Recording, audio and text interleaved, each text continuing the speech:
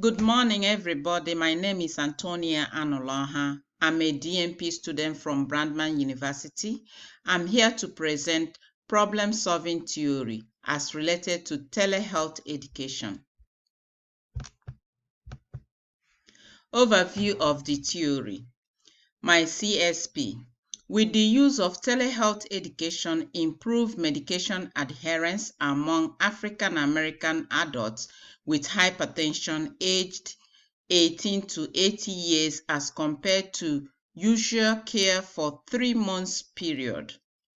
Dr. Abdullah's typology of 21 nursing problems is a conceptual model concerned with patients' need and nurses' role in identifying the problem and using evidence-based intervention to solve or reduce the problem. Implementing the theory to telemedicine to improve medication adherence.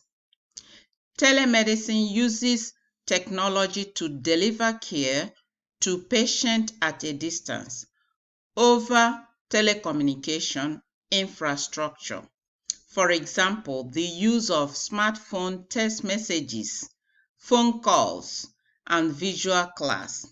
Medication adherence is defined as using medication as prescribed and lifestyle modification advice for the period the healthcare provider recommends.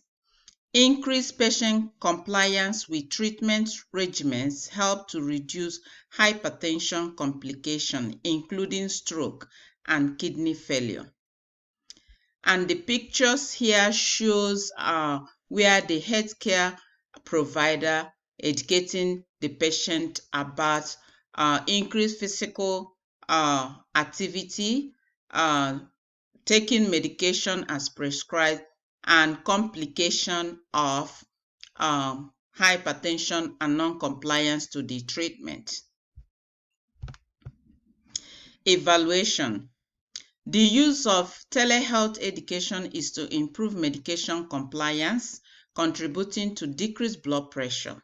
The blood pressure of the participants will be checked before the intervention using an automatic blood pressure machine and recorded in the patient's book log. Participant blood pressure logs will be used to compare the patient's blood pressure before, during, and after the intervention. Patient book logs will be used to identify patients who participated in the project and those who withdraw from the project. A blood pressure check will be done using an automatic blood pressure machine after the intervention to assess the intervention outcomes. Best practices. Telehealth education will contribute to reduce blood pressure due to improved medication adherence. Adding telehealth intervention to the clinic and healthcare system policies will help sustain the intervention and reduce hypertension complications and healthcare costs. The project will provide evidence-based strategies to overcome barriers to self-management of hypertension. The goal of Healthy People 2020 is to enhance high-quality care, promote health, prevent diseases, disability, injury, and premature death.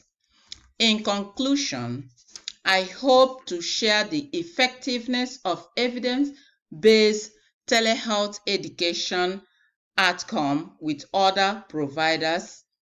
The publication of the completed project can be beneficial to other healthcare providers for knowledge improvement. This is the end of my presentation. Thank you. This is my references.